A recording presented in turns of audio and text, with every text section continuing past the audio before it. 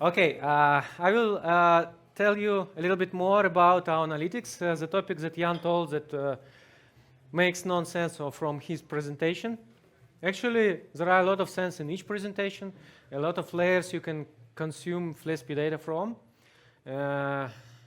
So, first of all, what is flespi analytics?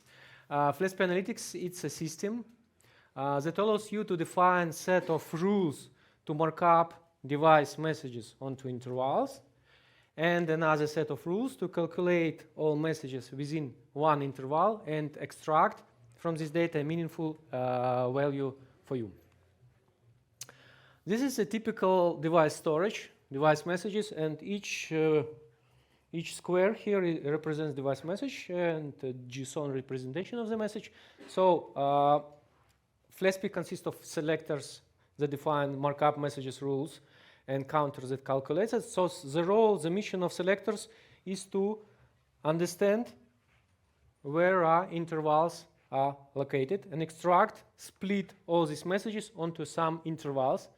Then we have counters that will calculate 1, 2, 3, 4 each messages within one interval and define the JSON of interval. So we have 5 standard counters: ID, interval ID, begin, it's time when it started and time when it's finished. Duration, it's in seconds, and timestamp is the time when interval message by flespi analytic system was either created or updated. And then all this data is your data, your algorithm.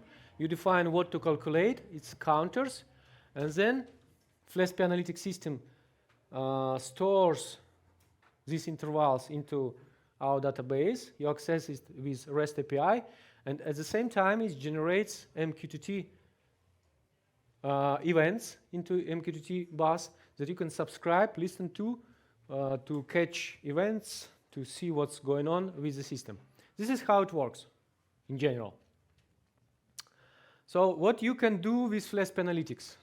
First of all, you can detect and calculate the change of parameter. So in normal message, there is a status of ignition, as it is on or off. With analytics, you are able to detect the change of status, when the engine was switched on or engine was switched off. At the same time, you can perform some aggregation of parameters, detect maximum speed, average speed, mileage within some interval. You can perform geofencing, so to understand whether device or vehicle or scooter located in one geofence or out of some geofence. You can perform very complex math with flespi analytics. You can answer a question with daytime reference in your time zone.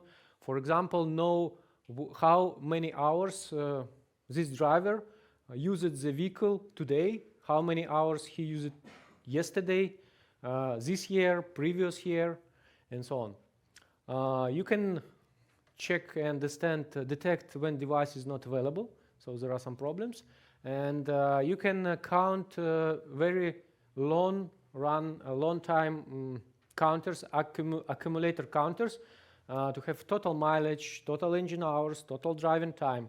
So total means total from the moment you create a device.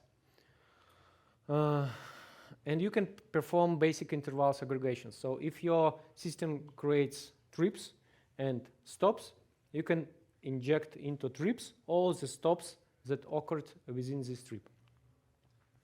You apply flespi analytics in reports, of course, in when you need something, some event engine to control. And you can use continuous state calculations. What I mean, you know, to answer a question, what's going on with the device or what kind of information you already happened in some time frame. For example, are you in a trip with, if you are in a trip with how many miles you are already running, what were your miles yesterday, day before, or what is your driving time today, and usually I apply it in dashboards.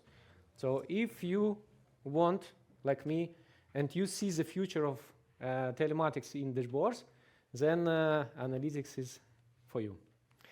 And yes, you can detect any problems with devices. Well, with analytics, you can emulate device messages. So if you have in your systems, again, like when I told, there is ignition on and ignition off, but with analytics, you can emulate parameter ignition started, ignition switch it off, and you can register back this to device, and on your platform, on your integration, sees this like an ordinary message.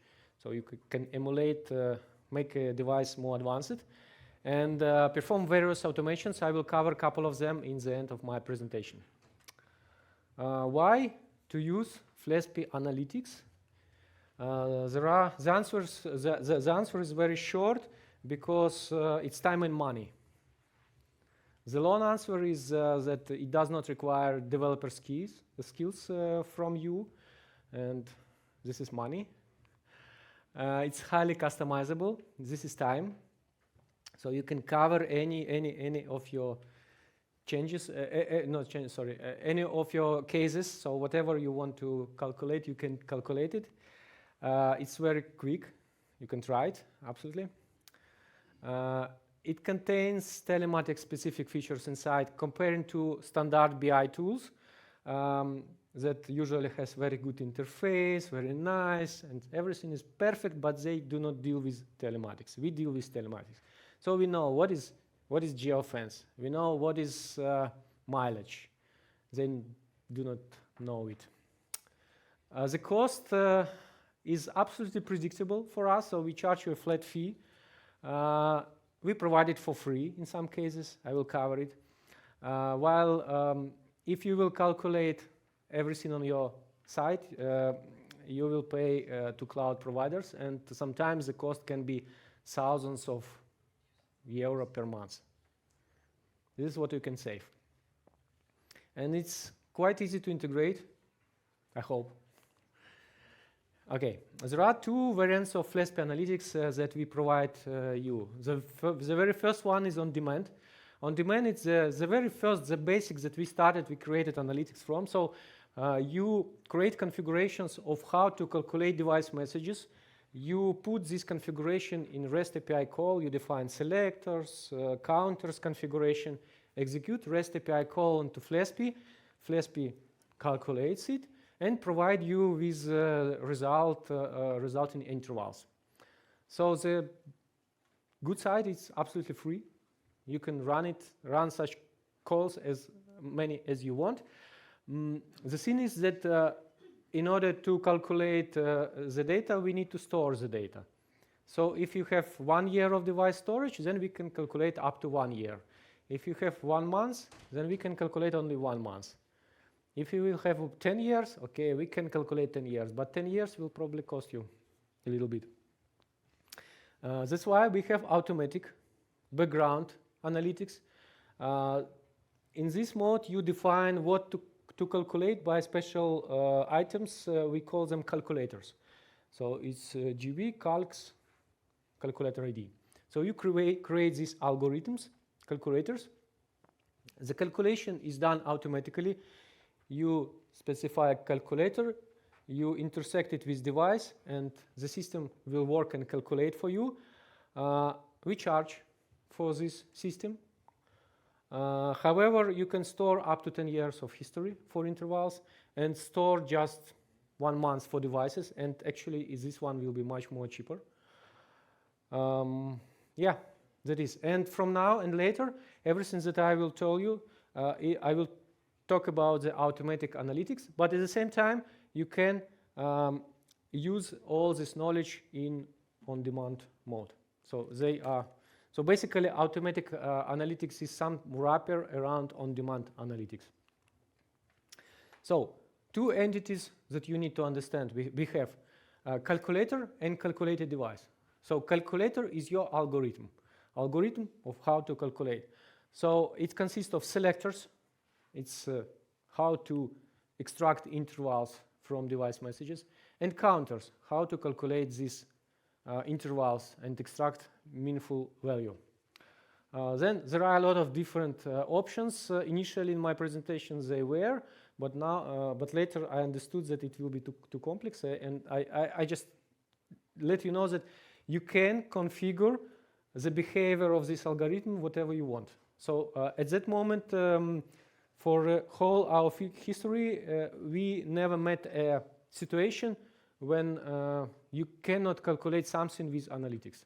Whatever our clients ask us to calculate, they provide us the question, and we usually answer that it is possible.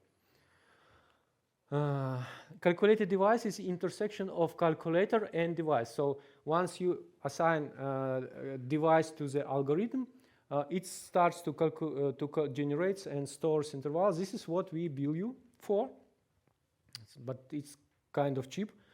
And if you will have 10 calculators for one device, it will be 10 calculated devices. Just to understand. And also there are some configuration options for this entity. This is what you have to create your own algorithms. Then I will look into selectors. We have 4 types of selectors. How to mark up device messages onto intervals. The very first one is expression. So when you define calculator, you define selectors. In selectors, you specify the type. We have 4 types, and first type is expression. It's visible here. Expression is very powerful. With expression, you write the expression, how to interpret the message, either to include it into the interval or to exclude it out of interval. I created a simple expression, position speed above 0 or mileage from previous point is above 0. Probably it's like a trip expression. And when the point device message will have as a positive position speed or will move from previous point, then it will start or include it into the interval, into the trip interval. And then there are a lot of different options. Again, I also tried to explain them initially, but it's too complex. Because, you know, when the trip started, for example, merge message before and merge message after defines should we merge left and right out of selected interval. So when the trip started, when our speed was 0 and then next point is 1 kilometer per hour, or should be it started from 1 kilometer per hour? When it should end. So all these things, it's in your head. It depends on the device. It depends on what you want. Everything is configurable here. Then we have geofences selector. A little bit less options to configure, very similar, but we have geofences, circle, polygon, and corridor. Corridor is a line of set and width. So if you are in this corridor, then it will include message into the interval. Also, we have a lowest option, invert. It means invert the value of geofence check. So if you out of the geofence with inverted option enabled, it will start the interval. Date or time will split all messages based on some rule, based on your time zone that you define in calculator. This one is day, split by day. It means that all messages for the same day, according to your time zone, will be merged into one interval.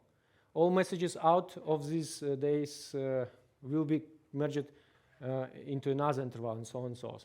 So this is usually effective for dashboards. And then we have a very, very special selector. We call it inactive. It can detect fake intervals when there is no information from device starting from 60 seconds, and it will create a new fake interval. It's used to detect a problem with device. But it's fake interval because it's not backed with any messages. So you actually cannot calculate anything inside, but you can have a trigger that you have no messages up for the certain period in the device. And counters. We have more than 10 counters. I will not look over all of them, just a few to give you an idea. This is expression type of counter, and it's a sample of when you want, for example, you have selector of daytime, and for each day it will generate an interval. If you will include this counter in such calculator, you can calculate how many harsh cornering, acceleration, braking events occurred for this day, for yesterday, for other day. At the same time, if there is a switch button on driver, like private status, so it can turn on the button and the counter will ignore these messages. So it's just a sample of what you can calculate, but expression counter, the same as expression selector, is very, very powerful. It can do summarization. It can detect minimum, maximum, average, and differences. It can do whatever we want. Yeah. Then there is a parameter. With this sample, let's imagine that we have the same selector of day. With this counter, we will have in the interval JSON an array with all unique driver codes reported by tachograph system. So you can see how many drivers used this vehicle as reported by in Tacho driver card code parameter and method to join them distinct. Yeah, so very simple. And another one, advanced, a message one. This is a configuration that will add to your interval the full message with maximum speed reached on the interval. So type message, method first, so we will detect the first message, and find extremum, maximum, with this evaluation position speed, so with maximum position speed, but ignore all messages with 0 position speed. Yeah, and a lot of different counters. This is to calculate aggregated data. This is to include other calculators. This is to write some statistical information in, like the one for your integration. This is to write active, false, or true status of the interval. Active interval means that interval is running right now. So if a trip is active, it means that we are on the trip at the moment. If active is false, that means the trip is finished. Geofences, to insert as a counter the name of geofence that you created in selectors, some special route to draw routes, and interval to calculate data from other counters. So it's kind of complex. We have a lot of information in knowledge base. I don't want to load you too much today. And the REST API. So with this configuration, we created selectors, we created counters. So we extracted from normal device messages some intervals, depending on what you want to extract. Then REST API available for you to consume the data. So we have normal REST API to read these intervals. We can request all intervals, or filter them by time, by parameters, whatever you want. You can receive the latest interval to answer the question, what was the last trip, or fetch the interval by ID. And it is possible to annotate each interval with your user data. For example, your system you are running dispatcher center, and in your system, flespi analytics detects of some events that has to be processed by dispatchers. So for dispatcher, you show some events, and when dispatcher is processing this event, you mark it like processed by whom, what's the status, and you attach this to the interval generated by flespi, and flespi stores this data for you. So annotating intervals with your own data, I think it's very, very interesting opportunity for you. And on top of intervals, JSON, we can run on-demand analytics to calculate them instead of device messages. For example, you have trips, and then you want to answer the question, what was the mileage in these trips, or how many trips was in this year. So you create selectors and counters that will operate with intervals JSON, not a message JSON, and immediately will receive the answer. And because you are running it all over intervals, not over the raw data. The raw data can be huge, but intervals usually, like trips count, is not that much. It works very, very quick.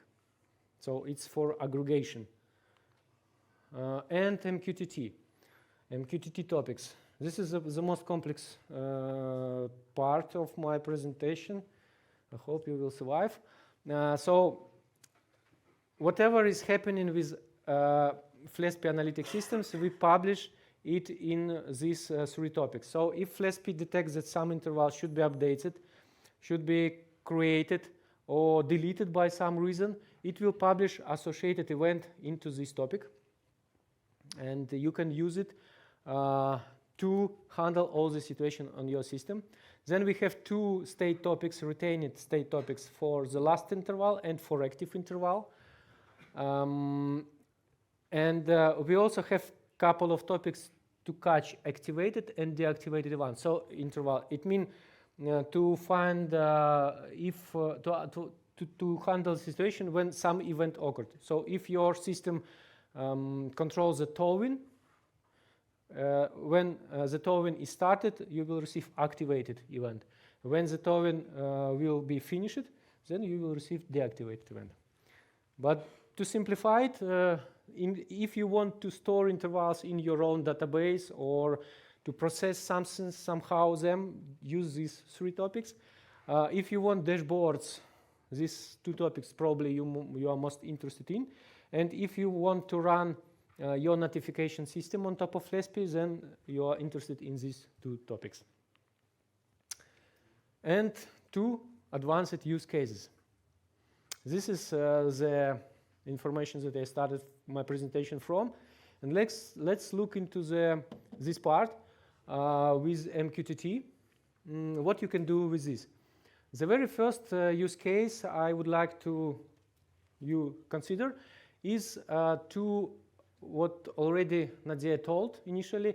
What if you want to create a channel with type MQTT and copy intervals, put them into the channel. So channel will create connection to a flespi broker and subscribe to corresponding topics and will consume an interval as messages.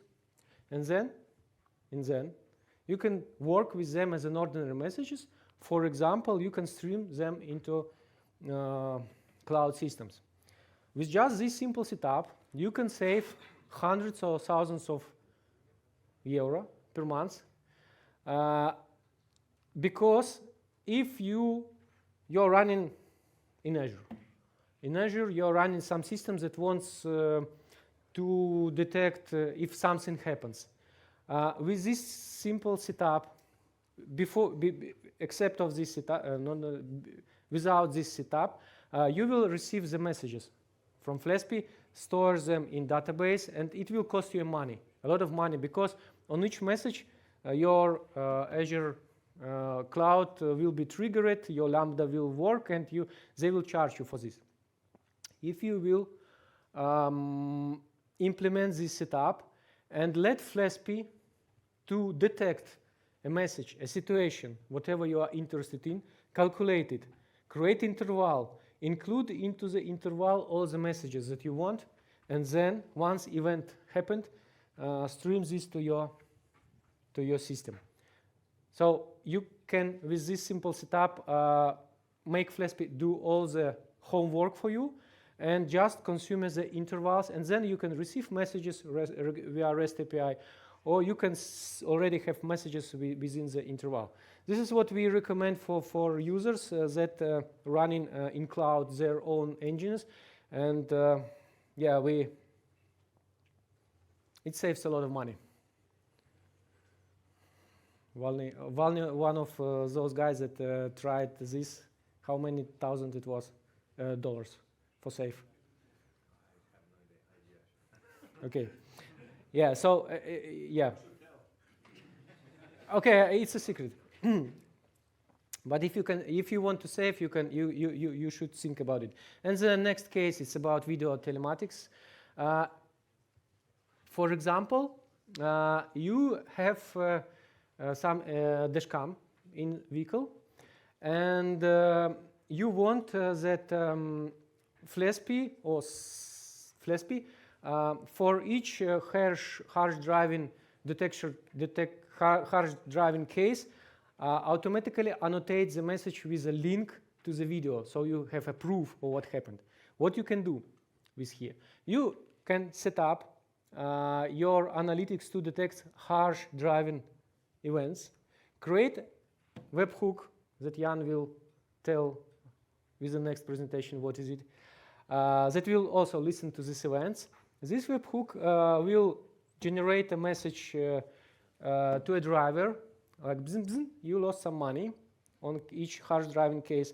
At the same time, it will run another command over the device to download the video with time 30 seconds before, 10 seconds after the case, and it will register this message back to the device with the URL in video, and then, I hope it's visible, then in your cloud system you may have the message with the harsh driving and with the video clip annotated, and at the same time flespi Analytics will recalculate its interval and attach to the interval the proof of what has happened. And this is, everything is inside flespi, so this is absolutely durable. It will work all the case, no matter device is connected or not connected. So everything is very, very reliable component in this setup. And then in your integration, you can use the device messages, you can use already harsh driving reports with all the data attached to it. This is how to do it, very, very simple and very easy in flespi. That is. Thank you.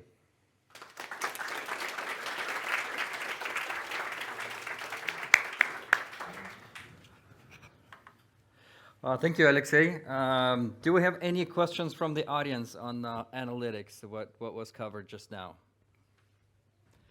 Please. My question is, like, how do you define the right interval for your application?